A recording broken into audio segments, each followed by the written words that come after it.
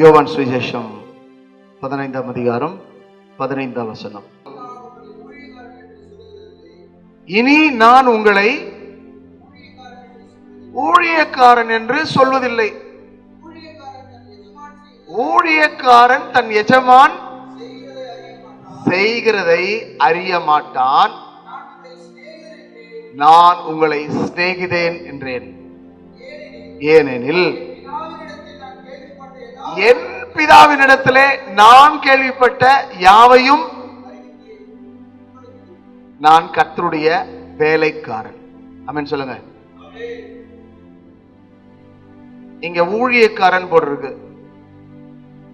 ஊழியக்காரன்னா வேலைக்காரன் தான். ஆமென் சொல்லுங்க. ஊழியக்காரன்னா வேலைக்காரன். நீங்க பாத்தீங்கன்னா மத்திய அரசு ஊழியர், மாநில அரசு ஊழியர் போட்டிருப்பாங்க. ஆமென் சொல்லுங்க. இல்ல என்ன ஊழியர்? மத்திய அரசு ஊழியர், மாநில அரசு ஊழியர்.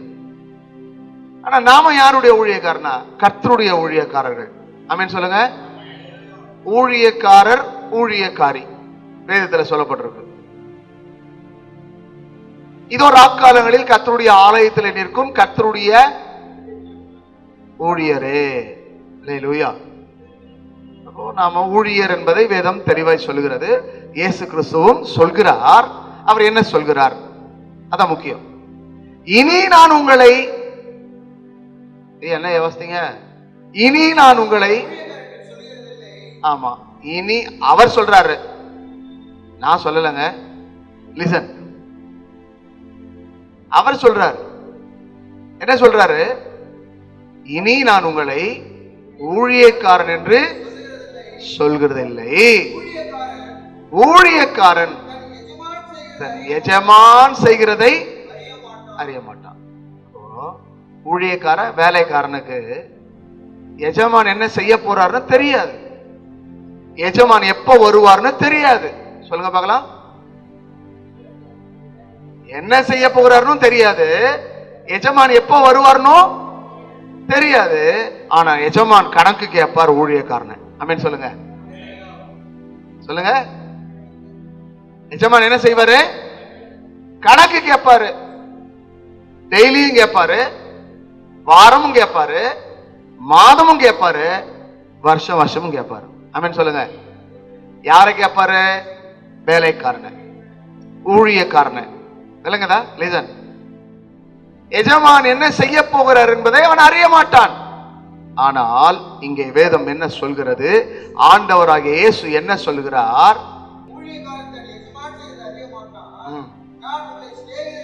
நான் உங்களை சிநேகிதர் என்றேன். கவனிங்க. Listen listen listen.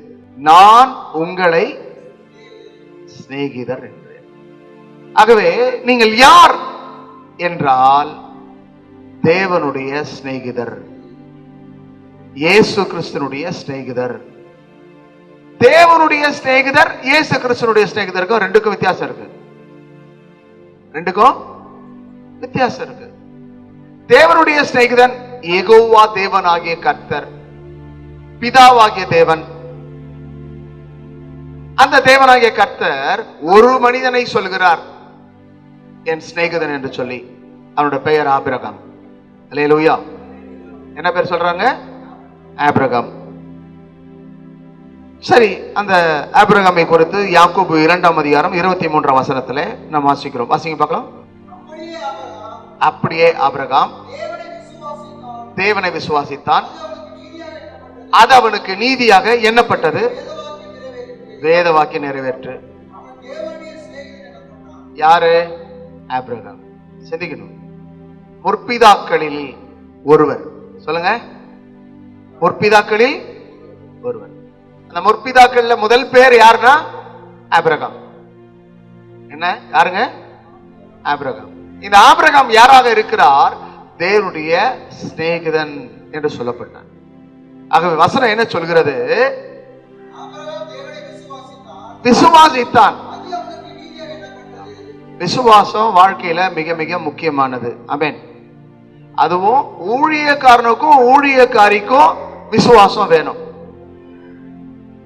சிநேகிதர் என்று சொல்லும் போது அதை பார்க்கல விசுவாசம் அதிகமா இருக்கணும். ஆமென் சொல்லுங்க. வேலைக்காரனுடைய விசுவாசம் வேற, சிநேகிதனுடைய விசுவாசம் வேற. ஆமென் சொல்லுங்க. யாருடைய விசுவாசம்? வேலைக்காரனுடைய விசுவாசம் வேற, சிநேகிதனுடைய விசுவாசம் வேற.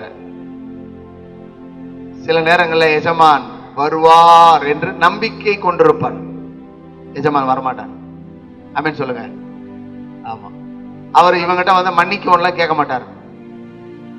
நான் வர்றதுக்கு தாமதம் ஆயிடுச்சுன்னு சொல்ல மாட்டார். அது அவர் இஷ்டம். அவர் எப்ப வேணா வருவாரு, எப்ப வேணா போவாரு. வேலைக்காரன் அவர் எப்ப வந்தாலும் சரி, அவர் ஆனர் பண்ணணும். ஆனா சிநேகிதன் அப்படி அல்ல, எப்பொழுது வந்தாலும் ஏற்றுக்கொள்ளுவான். ஏற்றுக்கொள்ளக்கூடிய மனப்பக்குவம் யாருக்கு இருக்குன்னா சிநேகிதனுக்கு இருக்கு. அல்லேலூயா. ஆகவே கர்த்தராகிய தேவன் நம்மை சிநேகித்தார், அநாதி சிநேகத்தால் சிநேகித்தார். என்ன சிநேகத்தால்? அது வேற சப்ஜெக்ட். அநாதி சிநேகம், நித்திய நித்தியமாய் காலகாலமாய் யுகயுகமாய் காணப்படுதான ஒரு சிநேகம். அப்படிப்பட்ட சிநேகம் தாயிட்ட இல்ல, தகப்பனிடத்துல இல்ல, சகோதரிடத்துல, சகோதரி இடத்துல இல்ல, பிள்ளைகள் இடத்துல இல்ல. ஆமென் சொல்லுங்க. இந்த சிநேகம் ஊழியக்காரங்கிட்டே இல்ல. இந்த சிநேகம் சிநேகிதங்கிட்ட மட்டும்தான் இருக்கும். அல்லேலூயா. அவர் நம் மீது எவ்வளவு நம்பிக்கை வைத்திருக்கிறார், நம் மீது எவ்வளவு அக்கறை கொண்டிருக்கிறார். நம்மை சிநேகிதர் என்று சொல்லுகிறார். இன்றைக்கு அநேகர் நம்மை சிநேகிதர் என்று சொல்வதற்கு யோசிப்பார்கள். ஆமென் சொல்லுங்க. ஆண்டவராகிய இயேசு நம்மை பார்த்து சிநேகிதர் என்று சொல்லுகிறார். முழு வேதாகமத்திலையும் ஒரு சில சிநேகிதரை தான் பார்க்கிறோம், எல்லாரையும் சிநேகிதர் சொல்லவே இல்லை. ஆமென் சொல்லுங்க. அதுல இன்னொரு மனிதனை குறித்து ஆண்டவர் சொல்லுகிறார். அவன் சிநேகிதனோடு பேசுவது போல முகமுகமாய் பேசினான். மோசே. யாருங்க? யாரோடு பேசுறது போல? சிநேகிதனோடு பேசுகிறது போல. அப்போ மோசேயும் கடவுள் சிநேகிக்கிறார். அல்லேலூயா. விளங்குதா உங்களுக்கு? எல்லோரையும் சொல்ல, ஆதியாகமத்துல மல்கியா புத்தகத்தை வரைக்கும் படிச்சா 2 பேரை சொல்றாரு. அதுக்கு அடுத்தபடியாக யாக்கோபை சிநேகித்தேன் அப்படின்னு ஒரு வசனம் சொல்றாரு. யாரை சிநேகித்தேன்? யார் தெரியல அவரு? பாருங்க, எத்தன் ஏமாற்றுக்காரன். ஹலோ, யாருங்க? எத்தன் ஏமாற்றுக்காரன். ஆனா அந்த ஏமாற்றுக்காரனையும் கர்த்தர் சிநேகித்தார். இன்றைக்கு உங்களையும் என்னையும் கர்த்தர் சிநேகிக்கிறார். நாம் அவரை ஏமாற்றிக் கொண்டே இருக்கிறோம். ஒழுங்கா ஜெபிக்கிறது இல்ல, வேதம் வாசிக்கிறது இல்ல, தியானம் பண்றது இல்ல, தேவ சமூகத்தில் இருக்கிறது இல்ல, ஓடிக்கொண்டே இருக்கிறோம். அவரோடு பேசுறதுக்கு நம்முடைய நேரத்தை அவருக்கு கொடுக்கறது இல்ல. கேட்டா நான் ஊழியக்காரன் அப்படின்றோம். யார் சொல்றாங்க? ஊழியக்காரன் எங்க இருக்குன்னு தெரியுமா? ஆசாரம் எங்க இருக்குன்னு தெரியுமா? ஊழியக்கார கர்த்தருடைய சமூகத்துல தான் இருக்கணும். எலியாவை தேடிதான் வந்தார்கள், சாமுவேலை தேடிதான் வந்தார்கள். நீ யாரையும் தேடி போக தேவையில்லை. அல்லேலூயா. நாம் யாரையும் தேடி போக தேவையில்லை, நம்மை தேடி வரணும். அப்படிப்பட்ட ஒரு வல்லமை நமக்குள்ள வர வேண்டுமானால் தேவ சமூகத்திலே இருக்க வேண்டும், பலிபீட தண்டையிலே இருக்க வேண்டும். தேவ சமூகத்தில் இருக்கும்போது அந்த வல்லமை, அந்த அபிஷேகம், அந்நிய பாஷை பேசுறது அபிஷேகம் நினைச்ச கூடாது. அல்லேலூயா. நீ நிக்கிற இடத்துல இருந்து ஒரு அக்கினி உன்னிலிருந்து புறப்படணும். உனக்குள்ளிருந்து ஒரு வல்லமை புறப்படணும். உனக்குள்ளிருந்து தேவ ஜனங்கள் சுகம் பெறணும், ஆரோக்கியம் பெறணும், ஆசீர்வதிக்கப்படணும், விடுவிக்கப்படணும். அப்படிப்பட்ட மனிதனாய் நீ மாற வேண்டுமானால் தேவ சமூகத்தில் இருக்கணும். அல்லேலூயா. ராக்காலங்களில் கர்த்தருடைய ஆலயத்தில் நிற்கும் ஊழியரே. ஹலோ, என்ன செய்யல? ஆமா, உள்ள இருக்கிற பிடிவாதம் விடுறது இல்ல, உள்ள இருக்கிற கசப்பு, உள்ள இருக்கிற கபடு, உள்ள இருக்கிற போராமை, உள்ள இருக்கிற எரிச்சல் இல்ல, உள்ள இருக்கிற கோபம், உள்ள இருக்கிற முறுமுறுப்பு, இதெல்லாம் இன்னும் போல உள்ள இருக்கு. எல்லாத்தையும் விட்டுட்டு வரணும். அவன் தான் தேவனுடைய சிநேகிதன். ஹல்லேலூயா. அவன் தான் தேவனுடைய சிநேகிதன். Sister, praise the Lord. நல்லா தான் இருக்கு சோத்திரம். ஆனா உள்ள எப்படி இருக்குன்னு கர்த்தருக்கு தானே தெரியும். ஹலோ, மாய்மாலமான ஸ்தோத்திரம் என்ன இருக்குங்க சொல்லுங்களேன். ஸ்தோத்திரம் பண்றது மாய்மாலம். நான் ஒரு சகோதரனை படிச்ச ஒரு சிநேகிதனை பத்தி. அந்த சிநேகிதன் பேர் யோனாதாப்பு. அவன் யாருன்னு படிச்சா தந்திரவாதியா. என்னதுங்க, மந்திரவாதிய கூட பரவாயில்ல, இவன் யாருங்க, அவனை கூட பாவம் சொல்லிடலாம். மந்திரவாதிய தந்திரவாதிகள்லாம் சிநேகிதன். இன்னைக்கு ஊழியக்காரனே என்று அழைக்கப்படுகிற சிநேகிதனே, உன் சிநேகிதன் தந்திரவாதியா இருப்பான், ஜாக்கிரதை. அல்லேலூயா. உன் கூடவே இருப்பான். ஆமென் சொல்லுங்க. இல்ல வசனம் சொல்லு, சிநேகிதன் எல்லா காலத்திலும் சிநேகிப்பான், சிநேகிக்கிற மாதிரி இருப்பான். ஆமென் சொல்லுங்க. எப்ப காலம் வருவான்னு தெரியாது, ஜாக்கிரதையா இருங்க. இப்ப யார் சிநேகிதர் என்று பார்க்கும்போது யோவான் 15:14 சொல்லப்பட்டிருக்கிறது. யார் சிநேகிதன்? யாவையும் செய்வீர்களானால், நான் கவனிங்க, நான் உங்களுக்கு கற்பிக்கிற யாவையும் செய்வீர்களானால் நீங்கள் என் சிநேகிதராயிருப்பீர்கள்.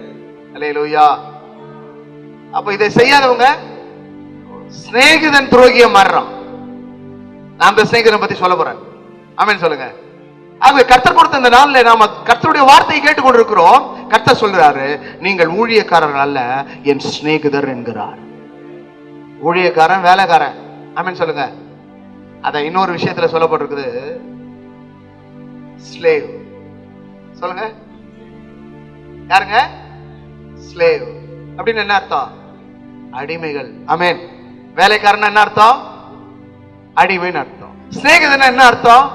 உரிமையானவன் அர்த்தம். ஆமா, சிநேகிதன் எவ்வளவு பெரிய ஒரு பாக்கியத்தை கர்த்தர் நமக்கு சொல்றாரு. அதுவும் யாரை பார்த்து? பாவியான நம்மை பார்த்து. நம்ம எல்லாருக்கும் பாவி நம்ம சொல்லியிருப்போம். நாம சில நேரங்களில் சில பாவங்களை செஞ்சுன்னு இருக்கிறோம், ரகசியமான பாவங்கள். ஆமென் சொல்லுங்க. என்ன பாவம்? நான் செய்யலன்னு யாரும் சொல்லவே முடியாது, இன்க்ளூட் மீ. ஆமென் சொல்லுங்க. என் கண்கள், என் சிந்தைகள், என் செவிகள், என்னுடைய செய்கைகள், எல்லாத்துலயும் என்ன இருக்கு? நிறைய விஷயங்கள் இருக்கு. நான் உத்தமன் சொல்ல முடியாது, நான் நீதிமான் சொல்ல முடியாது, நான் பரிசுத்தவானும் என்று சொல்ல முடியாது. என்னை குறித்து மற்றவர்கள் சொல்லணும். நம்மிடத்தில் வந்து போகிற இந்த மனுஷன் பரிசுத்தவான் என்று காண்கிறேன். அல்லேலூயா. ஆமா, நாம அடையாளப்படுத்தக்கூடாது. ஐ ஆம் சர்வெண்ட் ஆஃப் காட். நான் யாரை கேட்டாலும் சீக்கிரத்துல நான் யாருன்னே சொல்லவே மாட்டேன். ஆமென் சொல்லுங்க. என்ன சொல்ல மாட்டேங்க? சொல்லுங்கள. என்ன சொல்ல மாட்டேன்? நான் ஊழியக்காரனும் சொல்ல மாட்டேன், பாஸ்டர்னும் சொல்ல மாட்டேன், எதையுமே சொல்ல மாட்டேன். அப்படியே வற்புறுத்தி கேட்டாங்கன்னா, சின்ன ஊழியம் செய்யறங்க, அவ்வளவுதானே, இறை தொண்டு செய்யறங்க அப்படி சொல்லிட்டு போயிடுவேன். என்ன செய்யறங்க? ஆமா, அவ எங்கேயாவது நம்ம பார்த்துட்டு ஏதோ நம்ம ஒரு தவறு செஞ்சிட்ட பிறகு அந்த தவறை கொண்டு வந்து என்ன சொல்லக்கூடாது, நம்ம குற்றப்படுத்திடக்கூடாது, குறை சொல்ற கூடாது. அதுல கடவுளை நாம என்ன செய்யறோம்? தூஷிக்கப்பட்டோம். அப்போ நாம என்ன செய்யணும்? நான் அதற்கு தகுதியா இருக்கிறேன்னா அப்போ நான் ஊழியக்காரன் சொல்ல முடியும். நான் தகுதி இல்லாத நான் போய் ஊழியக்காரன் சொல்ல அப்படின்னு சொல்லுவேன். அந்த கடவுள் நம்மை பார்த்து சொல்றாரு சிநேகிதர். அந்த இயேசு நம்மை பார்த்து சொல்லுகிறார் சிநேகிதர். என் கற்பனையின்படி செய்கிறவர்கள் எனக்கு சிநேகிதராயிருப்பார்கள். வேதத்துல எத்தனை காரியங்களை நமக்கு சொல்லி தந்திருக்கிறார், கற்றுக் கொடுத்திருக்கிறாரு. நம்ம எதை செய்யணும், எதெல்லாம் செய்யக்கூடாதோ அதையெல்லாம் நாம் செய்து கொண்டிருக்கிறோம். கர்த்தர் சொல்கிறதை செய்யவில்லை. அவன் சொன்னான், சவுல் தமஸ்குக்கு அவன் போய்கொண்டிருக்கும் போது அவன் சொல்லுகிற வார்த்தை, கர்த்தர் அவனை சந்தித்து அடுத்த நிமிஷத்தில் அவன் சொல்லுகிறான், ஆண்டவரே நான் என்ன செய்ய நீர் சித்தமா இருக்கிறேன். அல்லேலூயா. இன்றைக்கு அவர் சொல்கிறத நம்ம செய்யல, காலையில எழுந்த உடனே நம்ம இஷ்டத்துக்கு நம்ம என்னென்ன செய்யணுமோ எல்லாத்தையும் செஞ்சுட்டு இருக்கோம். வாரம் முழுதும் நாம நம்ம இஷ்டத்துக்கு தான் செஞ்சுருக்கிறோம். 365 நாளும் நம்ம வேலையை தான் நம்ம செய்யணுமே தவிர அவர் சொல்றதை செய்யல. அவர் சொல்றதை நம்ம செஞ்சிருக்கிறோமா? அன்னை மரியாள் இயேசு கிறிஸ்துவிடத்துல கேட்டாங்க, இன்னும் வேலை வரலன்ட்டாரு. அந்த அம்மா வேலைக்காரர்களை பார்த்து சொல்றாங்க, அவர் உங்களுக்கு என்ன சொல்லுகிறாரோ அதை செய்யுங்க அப்படின்னாங்க.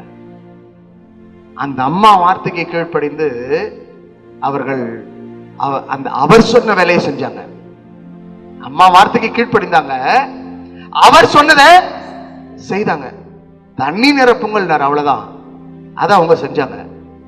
இல்ல, நாமும் நிரப்பணும், சபையை நிரப்பணும், ஆத்துமாக்களை நிரப்பணும், அந்த ஆத்துமாக்களை பரவத்துல கொண்டு போய் நிரப்பணும். ஆமென். பாக்கெட்டை நிரம்பணும் அவசியம் இல்லை, வயிறு நிரம்பணும்னு அவசியமும் இல்லை, நம்ம வீட்டில் இருக்கிற பீரோ நிரம்பணும்னு அவசியம் இல்லை. விளங்குதா? சமையல எல்லாம் நிரம்பி இருக்கணும்னு அவசியமும் இல்லை. அன்றன்றுள்ள ஆகாரத்தை நமக்கு கொடுக்கிறவராய் இருக்கிறார். அல்லேலூயா. பட்டினியா விடவே மாட்டார். நீதிமானுடைய சந்ததி அப்பத்துக்கு இறந்து திரிகிறது இல்லை. So you search for your life. வாழ்க்கை நீ ஆராய்ந்து பார். Are you righteous man? நீ நீதிமானா? கொஞ்சம் சிந்திங்க. பிலாத்து இயேசு கிறிஸ்துவை பார்த்து சொன்னார், அந்த நீதிமானிலே ஒரு குற்றத்தையும் காணவில்லை. இன்றைக்கு இந்த இடத்துல உட்கார்ந்து கொண்டிருக்கிற கர்த்தருடைய பிள்ளைகளே, கர்த்தருடைய ஊழியக்காரரே நான் உங்களை சொல்ல முடியாது. அவரே சொல்லிட்டார், நான் ஊழியக்காரர் நான் சொல்லல, நான் உங்களை சிநேகிதர் சொல்றேன். நீங்கள் பிரசங்கியா இருக்கலாம், போதகரா இருக்கலாம். நீங்கள் கீழ்ப்படியும் பொழுது, நீங்கள் அதை செய்யும் பொழுதுதான் கர்த்தர் எல்லாவற்றையும் செய்வார். நாம செய்யாத அவர் எதையும் செய்ய மாட்டார். ஆமென் சொல்லுங்க. விசுவாசிங்களே, பட்டி போடுங்க, ஜெபம் பண்ணுங்க, ஓசருங்க, காத்துருங்க, வாங்க வாங்கடா. நாம எப்படி இருக்கோம்? ரோல் மாடலே நாம தான். ஆமென் சொல்லுங்க. எத்தனை பேர் சொல்றோம், என்னுடைய ரோல் மாடல் ஜீசஸ்? ஆமென் சொல்லுங்க. இந்த வார்த்தையை பவுல் சொல்றாரு, நான் கிறிஸ்து இயேசுவை பின்பற்றுகிறது போல நீங்கள் என்னை. அப்ப நம்ம சபை மக்கள் யாரை பின்பற்றணும் சொல்லுங்களேன். பாஸ்டர் காலையில வீட்டுக்கு போனா, பாஸ்டர் அம்மாட்ட கேட்டனா, அவரு காலையிலேயே போயிட்டாரு, எங்கேயோ எழுந்து சொல்லிட்டு போலியா, அதெல்லாம் சொல்ல மாட்டாரு. எங்க போயிருக்கிறாரு தெரியும், ஏதோ அர்ஜென்ட் போயிருக்கிறாரு. போன் பண்ணி கேட்பாங்க, ஐயா எங்க இருக்கிறீங்க, கொஞ்சம் வெய்மா, நான் அப்புறமா போன் பண்றேன். அம்மா காலையில எழுந்து என்ன பண்றாங்க, ஜெபம் பண்றாங்களா? பிள்ளைங்க ஸ்கூலுக்கு போகணும், டைம் ஆயிடுச்சு, சாப்பாடு கட்டணும், பிள்ளைங்களுக்கு எல்லாம் ரெடி பண்ணணும். உனக்கு ஜெபிக்கிறதுக்கு நேரம் இல்லை, பிள்ளைங்களுக்கு ரெடி பண்றதுக்கு நேரம் இருக்கு. ஆமென். பிள்ளைங்கள் அவ்வளவு முக்கியமோ? கடவுளை பார்க்கலாம். ஹலோ, ஏகசுதன் என்றும் பாராமல் தன்னுடைய ஒரே பேரான குமாரனை பிதாவாகிய நமக்கு தேவன் கொடுத்தார். அதே போல ஆபிரகாம் தன்னுடைய நேசகுமாரனும் ஏகசுதனுமாகிய ஈசாக்கை அவருக்கு கொடுத்தான். கர்த்தருக்கு மகிமையுண்டாக வசனம் சொல்கிறது, என் கற்பனையின்படி நீ செய்வீர்கள், ஆனால் எனக்கு சிநேகிதர் இருப்பீர்கள். யாரை கர்த்தர் சிநேகிதன் சொன்னார்? ஆபிரகாம். ஏன்? அவன் கர்த்தருடைய வார்த்தைக்கு கீழ்ப்படிந்து தன் தகப்பன் வீட்டையும் தன் தேசத்தையும் விட்டு கர்த்தர் காண்பிக்கும் தேசத்துக்கு போனான். ஆகவே கர்த்தரனை ஆசீர்வதித்தார். நம்ம கர்த்தர் காண்பிக்கிற இடத்துக்கு போறதே இல்லை. நிறைய பேரு எங்கெல்லாம் சபை இருக்கோ அங்கெல்லாம் பக்கத்திலேயே சபை ஆரம்பிச்சிடறாங்க. ஹலோ, கர்த்தரா சொன்னாரு? ஹலோ, கர்த்தர் காண்பித்தாரா? இவர் என்ன சொல்லுகிறார்? காண்பிக்கும் தேசத்துக்கு போ அப்படின்னாரு. போயிடணும். ஆண்டவர் என்ன சொல்றாரோ அதை போயிடணும். லோத்து அப்படி அல்ல. சொல்லுங்க, லோத்து அப்படி அல்ல. ஆண்டவர் சொல்றாரு, சோதமை விட்டு வெளியே கொண்டு வந்து ஓடிப்போ அப்படின்னாரு.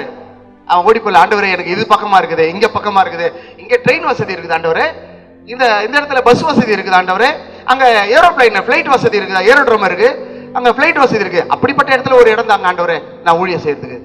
ஹலோ, எத்தனை கிலோமீட்டர்ல நடந்து போய் ஊழியம் செய்யணும்? நம்ம என்ன ஊழியம் செய்கிறோம்? கர்த்தரை சிநேகிப்போமானால், வேதத்தை சிநேகிப்போமானால் நம்ம கர்த்தருக்கு ஊழியம் செய்வோம். ஆமென் சொல்லுங்க. கடமைக்காய் கட்டாயத்துக்காக வேலை செய்யறன்னா அவன் வேலைக்காரன். பாசத்துக்காக, அன்புக்காக, நேசத்துக்காக வேலை செய்யறன்னா அவன் சிநேகிதன். சொல்லுங்க, சிநேகிதன் யாரு?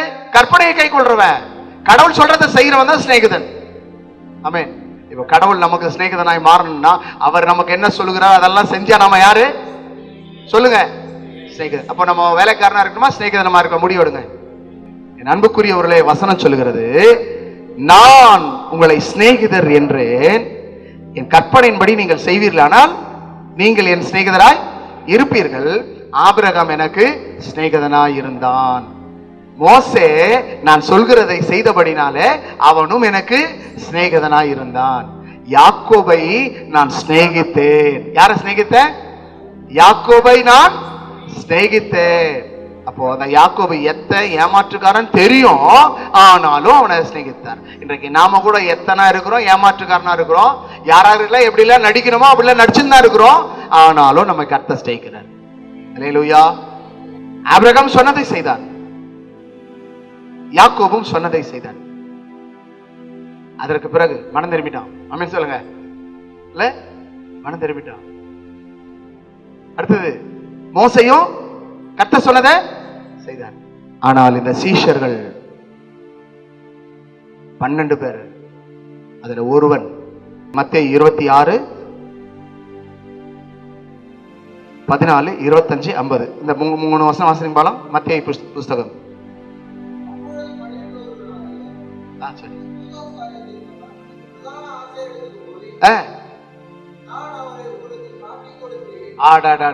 நான் உங்களை அவரை சொல்லுங்க, நான் அவரை உங்களுக்கு காட்டி கொடுப்பேன். 12 பேர்ல ஒருத்தர் சொல்றாரு 3 வருஷம் கூட இருந்தவர். எத்தனை வருஷம்? இவரை பார்த்து கர்த்தர் சொல்றாரு சிநேகிதன்.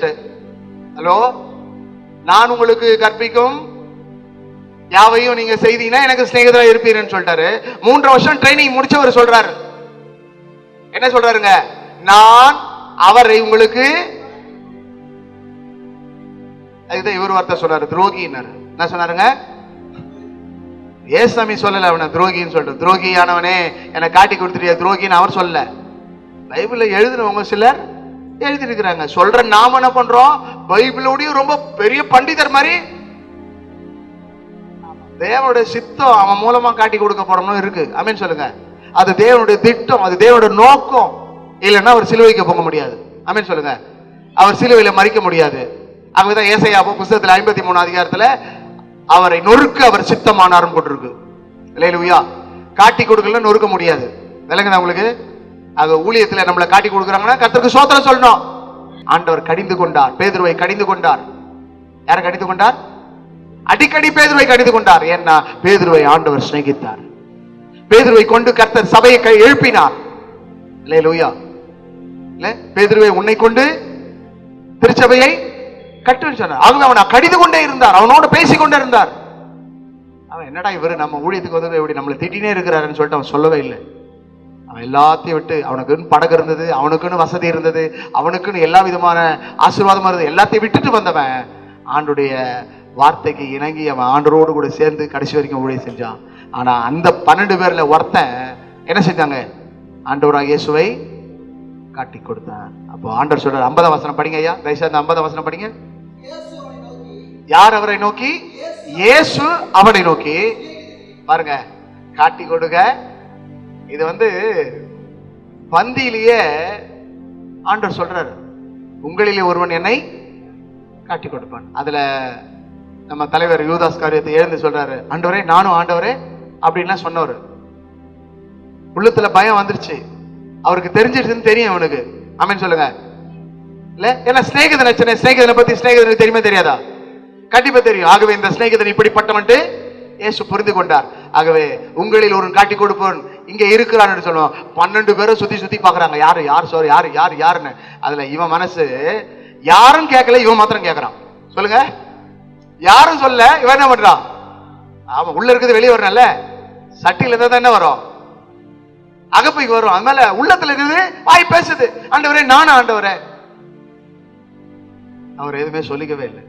ஆனா எர்சமேனையில வரும்பொழுது இயேசு சொல்றார், சிநேகிதனே சிநேகிதனே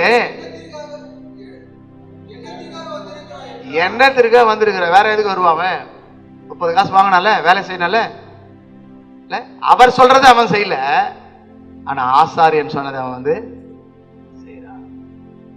இயேசுவை எப்ப பிடித்து அவரை கொல்லணும்னு வகை தேடுறவங்களுக்கு போயிட்டு என்ன செய்யறாங்க? உதவி செய்யறாங்க. அப்போ காசுக்கு ஆசைப்பட்டு இயேசுவை வித்துட்டான். அவன் சொல்லுங்க, காசுக்கு ஆசைப்பட்டு சொல்லுங்களேன் ஐயா, சொல்லுங்க. யூதாஸ் காசுக்கு ஆசைப்பட்டு யாரை விட்டு விட்டார்? நாம எப்படி இருக்கிறோம்? அல்லேலூயா. யாரும் நம்ம தூக்கி விட மாட்டாங்க, நம்ம சிநேகிக்கிற இயேசு மாத்திரம் தான் தூக்கி விட முடியும். அல்லேலூயா. அங்க உங்க ஊழியத்தை கர்த்தர் தூக்கி நிறுத்துவார், உங்கள் வாழ்க்கையை கர்த்தர் தூக்கி நிறுத்துவார், உங்கள் பிள்ளைகளை கர்த்தர் தூக்கி நிறுத்துவார், இந்த சமுதாயத்தில் கர்த்தர் உங்களை தூக்கி நிறுத்துவார். அவர் உங்களை சிநேகிக்கிறார். 12 அப்போஸ்தலர்கள ஒருவன் மிஸ் ஆனா கூட அடுத்த அப்போஸ்தலர் மத்தியா பேர்ல சீட்டு விழுந்தது. இந்த மத்திய ஊழியத்துக்கு வந்தா பிறகு இந்த 12 அப்போஸ்தலர் உலகமே இன்னைக்கு சொல்லிக் கொண்டிருக்கிறது. கர்த்தர் தூக்கி நிறுத்திட்டார். ஆமென் சொல்லுங்க. 12 அப்போஸ்தலர்கள் என்ன செஞ்சிட்டாருங்க? தூக்கி நிறுத்தினார். அவர்கள் சிநேகிதராய் இருந்தபடினாலே அவர் தூக்கி நிறுத்தினார். சீஷர்களாய் இருந்தாலும் பரவாயில்ல, சிநேகிதரா மாறிட்டாங்க. சிநேகிதனா இருந்தபடினாலே கர்த்தர் தூக்கி நிறுத்தினார். இன்றைக்கு உங்களையும் கர்த்தர் தூக்கி நிறுத்துவார். யாரெல்லாம் உங்க ஊழியத்தை அலட்சியமா நினைக்கிறாங்களோ, அசட்ட பண்றாங்களோ, அற்பமா என்றாங்களோ, உங்களை புறங்குறாங்களோ, உங்களை புறக்கணிக்கிறாங்களோ, உங்களை தள்ளுறாங்களோ, அந்த இடத்துல கர்த்தர் உங்கள் தலையை உயர்த்துவார். எத்தனை பேர் விசுவாசிக்கிறீங்க? அல்லேலூயா. நீங்க என்னவா மாறிட்டீங்க? இவ்வளவு நாளா என்னவா இருந்தீங்க? சொல்லுங்களேன். வாழ்க்கையில ஒரு பெரிய மாற்றத்தை கட்டளிட போறார். எத்தனை பேர் விசுவாசிக்கிறோம்? இல்ல, ஆபிரகாம கர்த்தர் ஆசீர்வதிக்கும் போது சொன்னாரு, வானத்து நட்சத்திரங்களை போல பூமியின் மனத்தை போல பெருக பண்ணுவார். உங்களையும் உங்கள் குடும்பத்தையும் உங்கள் திருச்சபையும் உங்கள் ஊழியத்தையும் அப்படி செய்ய போகிறார். ஏனென்றால் ஆபிரகாமை கர்த்தர் சிநேகித்தார். ஆபிரகாம் அவருக்கு சிநேகிதனாக இருந்தான். கர்த்தர் அவனை ஆசீர்வதித்தார். 12 அப்போஸ்தலர்களும் இயேசுவுக்காக உண்மையா இருந்தார்கள். பிறகு இயேசுடைய உயிர்த்தெழுதலுக்கு பிறகு, அந்த மேல் வீட்டின் அறையின் அனுபவத்துக்கு பிறகு அவருடைய வாழ்க்கை மாறினது, அவருடைய ஊழியம் மாறினது. பயந்து ஓடி போவன் தன் ஜீவனையே கொடுத்தான். அல்லேலூயா. பயந்து ஓடின அத்தனை பேரும் ரத்த சாட்சியா மரித்தாங்க, யோவானை தவிர. 11 பேர் எப்படி மரித்தாங்க? ரத்த சாட்சியா. யாருக்காக தெரியுமா? சிநேகிதனுக்காக. சிநேகிதன் தன் சிநேகிதனுக்காக தன் உயிரை கொடுப்பான், தன் ஜீவனை கொடுப்பான் போல இயேசு அவர்களுக்காக ஜீவனை கொடுத்தார். இந்த 11 அப்போஸ்தலர்களும் இந்த 11 சிநேகிதர்களும் இயேசுவுக்காக தன் ஜீவனை கொடுத்தார்கள். அல்லேலூயா. என் அன்புக்குரியவர்களே, தேவனுடைய சிநேகிதர்களே, உங்கள் வாழ்க்கையை கர்த்தர் மாற்றி அமைக்க போறார். உங்க ஊழியத்தை கர்த்தர் மாற்றி அமைக்க போறார். இதுவரைக்கும் வாழ்ந்த வாழ்க்கை அல்ல, இதுவரைக்கும் நடந்த ஊழியம் அல்ல. இனிதான் உங்கள் ஊழியத்திலே, உங்கள் வாழ்க்கையில, உங்களுடைய இந்த சமுதாயத்துல, இந்த தேசத்துல உங்கள் மேல ஒரு பெரிய ஆசீர்வாதம் உண்டா போகுது. உங்கள் மேல ஒரு சூரியன் உதிக்க போகுது. அல்லேலூயா. அந்த நீதியின் சூரியன், அந்த நீதியின் சூரியனாகிய தேவன் உங்கள் மேல் உதிக்கும் பொழுது உங்கள் வாழ்க்கை பிரகாசமா இருக்கும். மோசேயை ஜனங்கள் பார்த்தார்கள், முக்காடிட்டுக் கொண்டார்கள். மோசேயினுடைய முகம் பிரகாசித்தது. உங்களையும் கர்த்தர் பிரகாசிக்கப்பட போகிறார். எந்த மனுஷனையும் பிரகாசிப்பிக்கிற தேவன் உங்கள் நடுவில் இருக்கிறார். அவருடைய சிநேகிதராகிய உங்களை கர்த்தர் பிரகாசிக்க செய்வார், பிரகாசிக்க செய்ய போகிறார்.